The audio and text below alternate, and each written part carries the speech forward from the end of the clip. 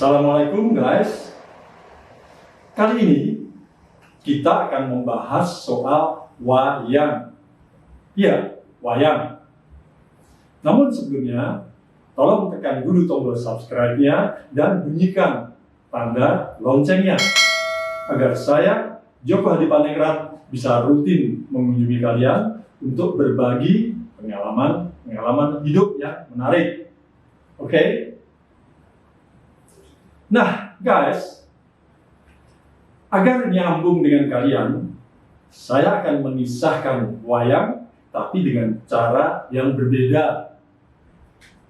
Biar seru, saya akan ganti baju dulu ya.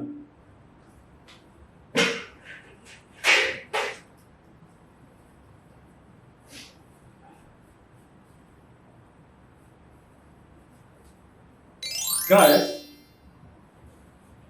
pada tanggal 7 November 1983, UNESCO telah menetapkan wayang kulit sebagai Masterpiece of Oral and Intangible Heritage of Humanity, atau karya kebudayaan yang mengagumkan di bidang cerita narasi dan warisan budaya. Itu sangat membanggakan. Nah guys, ini adalah irisan dari kisah Mahabharata. Apakah kalian masih ingat episode penutup dari kisah Mahabharata?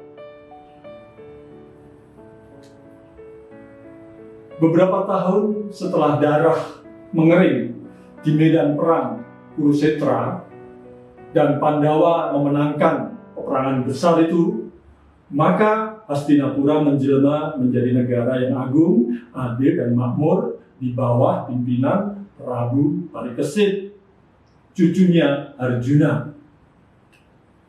Nah, saat itulah Yudhishthira sebagai anak sulung dari Pandawa merasa bahwa tugasnya di dunia sudah selesai.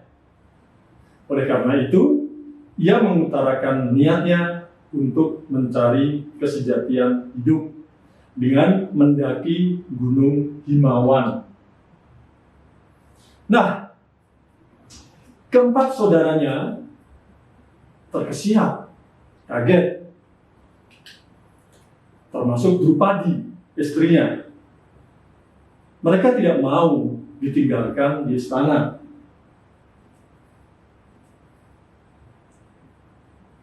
Aku tidak punya siapa-siapa lagi, Kakang, tangis Drupadi. Aku hanya punya dirimu dan Pandawa. Drupadi benar.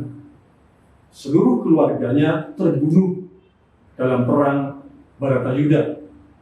Ayahnya Drupada tewas di tangan Durna.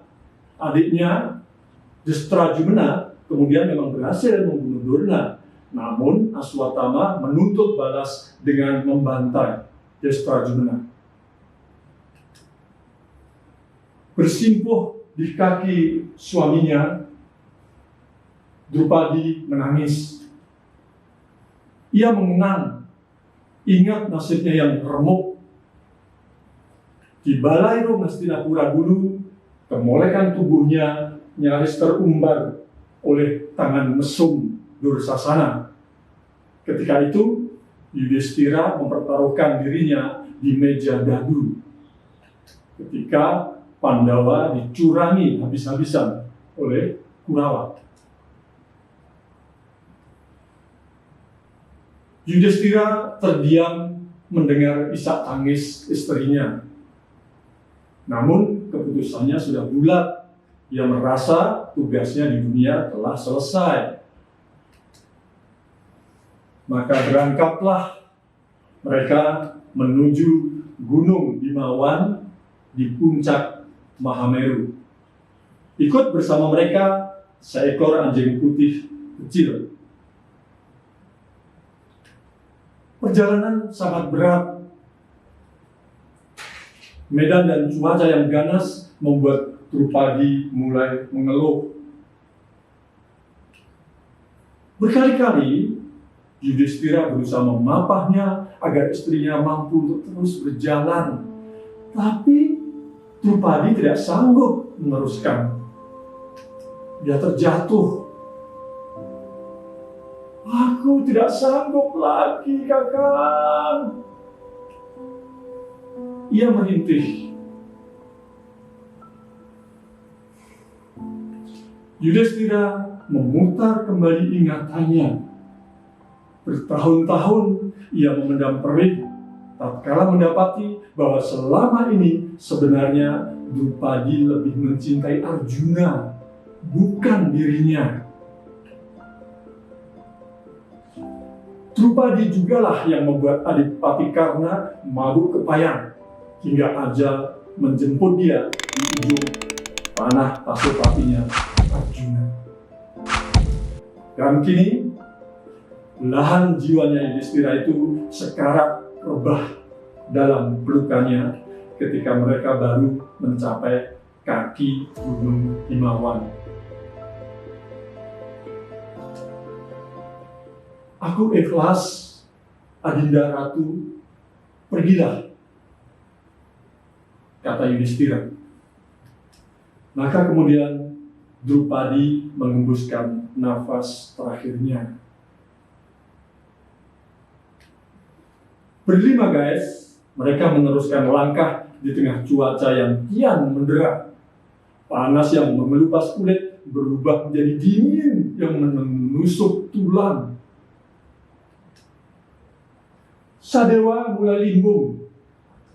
Ia menguat-nguatkan dirinya agar mampu mengikuti langkah kakak-kakaknya. Kakak, tolonglah aku, Kakak, keluh Sadewa. Ia mencoba merangkak, tapi seluruh persendiannya seakan terlepas. Nafasnya tersengal-sengal. Sadewa tewas ketika perjalanan baru mencapai sepertiga puncak gunung.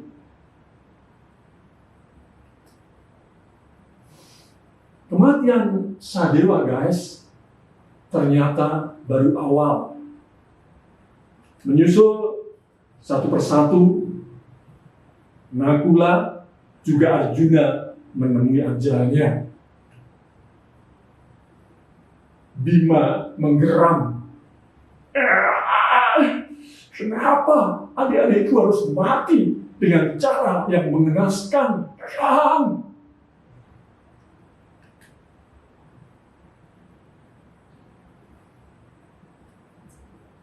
Bima, suara Yudhistira bergetar. Tuhan tidak menyukai kesombongan. Itu sebabnya adik-adikmu tewas. Sadewa merasa dirinya paling tampan. Nakula merasa dirinya paling pandai. Sedang Arjuna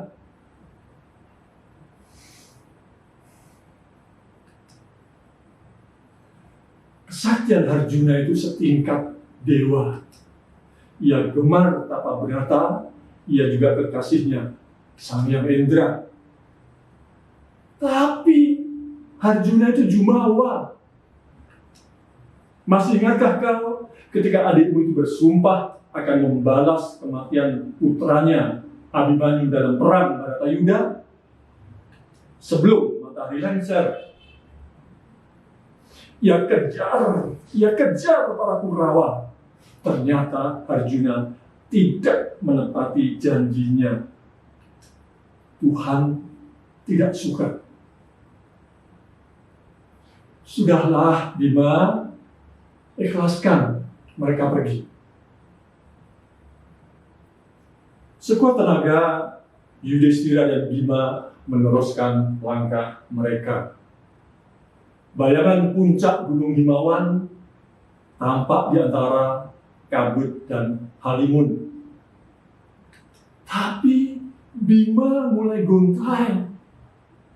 Ia terseok-seok menjaga keseimbangannya agar bisa mengikuti kakaknya. Tapi ia semakin tertinggal jauh hingga akhirnya tubuh raksasa itu berdebam jatuh menimpa bumi.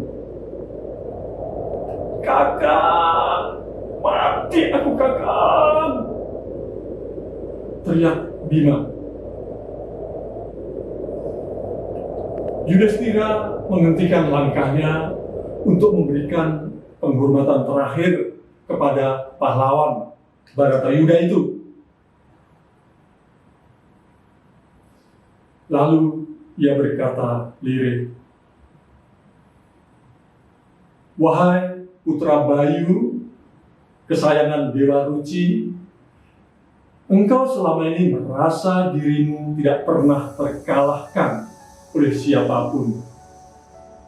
Mulutmu kasar dan engkau tak pernah merasa bersalah. Selamat jalan, pergilah adikku."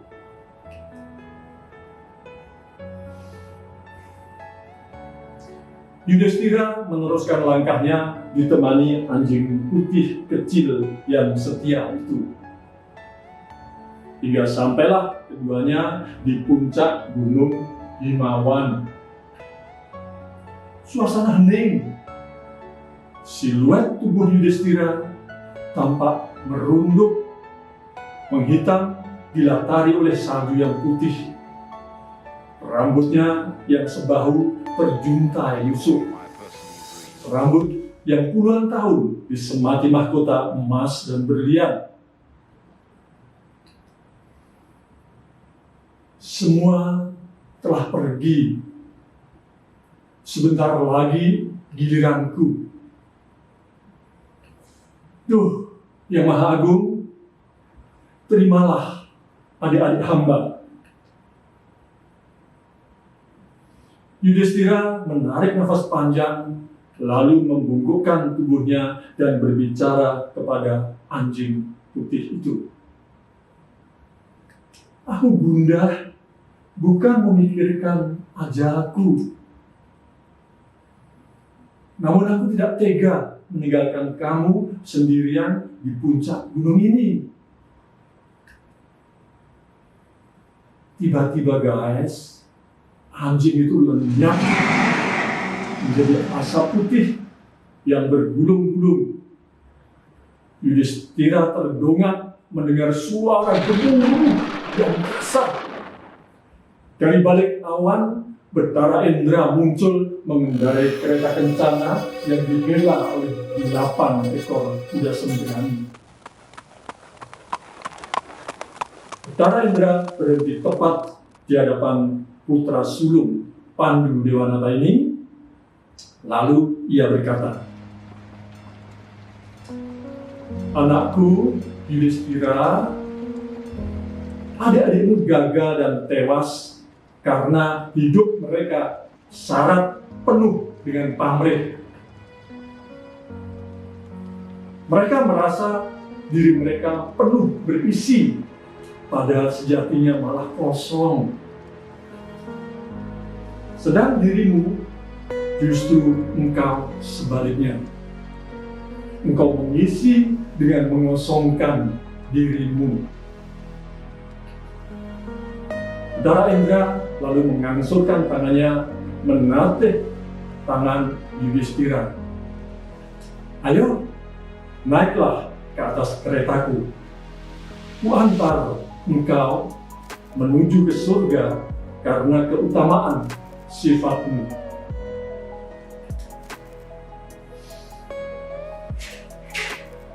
Guys,